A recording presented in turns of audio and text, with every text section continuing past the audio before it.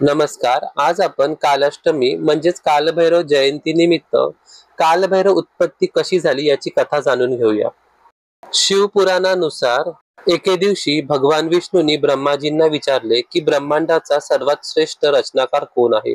तेव्हा ब्रह्मदेवता म्हणाले, या ब्रह्मांडामध्ये मी स्वतः सर्वश्रेष्ठ आहे.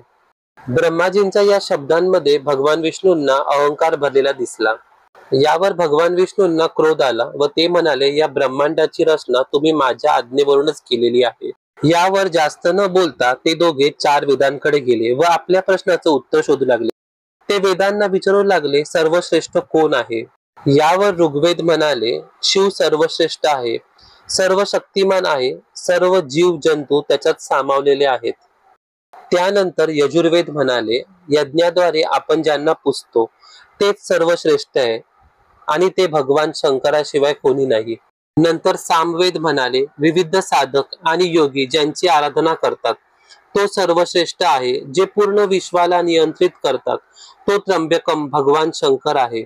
नंतर अथर्ववेद म्हणाले, भक्ती मार्गावर चालून ज्याला आपण मिळवू शकतो, जो मानवी जीवनाला पापातून मुक्त करू शकतो, मानवाची सर्व चिंता हरतो, तो शंकर सर्वश्रेष्ठ आहे. 4 वेदांचे उत्तर ऐकून ब्रह्माजींचा अहंकार काही कमी झाला नाही व त्यांचे 5वे मुख वेदांच्या उत्तरावर हसू लागले. तितक्यात तिथे भगवान शंकर प्रकट झाले. भगवान महादेवांना पाहून ब्रह्माजींचे 5वे मुख क्रोधाग्नीमध्ये जळू लागले. महादेवांनी त्याकडे दुर्लक्ष केले. पण त्याच वेळी भगवान महादेवांच्या अंतःकरणातून कालभैरवाची उत्पत्ती झाली. तोच हा कालभैरव, मृत्यूचा राजा. व याच कालभैरवाने ब्रह्माजींचे क्रोधाग्नीमध्ये जळणारे 5वे शीर धडापासून वेगळे केले. पण असे करताच कालभैरवास ब्रह्महत्येचे पाप लागले. यावर भगवान शंकर त्याला म्हणाले, तुला ब्रह्महत्येचे पाप लागले आहे, तुला याचे प्रायश्चित्त द्यावे लागेल. तुला सामान्य माणसाप्रमाणे 3 लोकात फिरावं लागेल. ज्या ठिकाणी तुझ्या हातून हे शीश पडेल तिकडे तू पापातून मुक्त होशील. महादेवांच्या आज्ञेनुसार कालभैरव 3 लोकात फिरू लागले. फिरता फिरता कालभैरव काशीला आले, जी भगवान शंकरांची नगरी आहे. या ठिकाणी महादेव काशी विश्वनाथ या नावाने पूजले जातात. कालभैरव गंगातीरी पोचताच त्यांच्या हातून ते शीश खाली पडते व त्यांना पापातून मुक्ती मिळते.